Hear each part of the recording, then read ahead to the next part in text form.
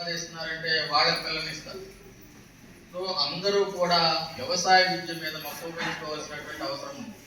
ఈ రోజున సాఫ్ట్వేర్ ఇంజనీర్లు కూడా వ్యవసాయం వైపు వస్తున్నారు.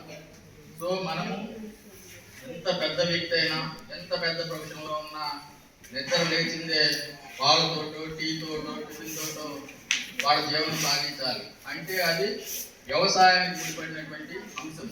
సో దయచేసి వ్యవసాయాన్ని ఎవరు చిన్న చూపు చూడొద్దు. అందరూ లేకపోతే అయితే మరి వ్యవసాయం ఎవరు చదువుతారు? మనకి వ్యవసాయం కదా మెయిన్. కాబట్టి వ్యవసాయ విద్య మీద కూడా కొంచెం స్వార్థంతో చెప్తున్నాము.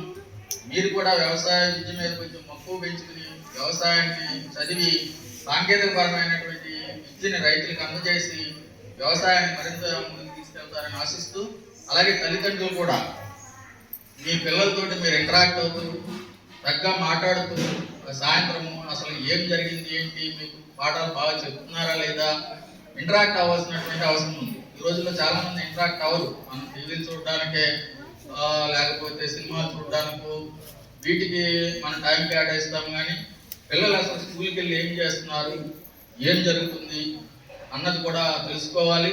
టీచర్స్ తోటి మాట్లాడాలి, పిల్లలతో మాట్లాడాలి. అదేవిధంగా టీచర్స్ కూడా తల్లిదండ్రులతోటి మాట్లాడాలి. ఏం చేస్తే వాళ్ళ పిల్లలు ఒక్కొక్క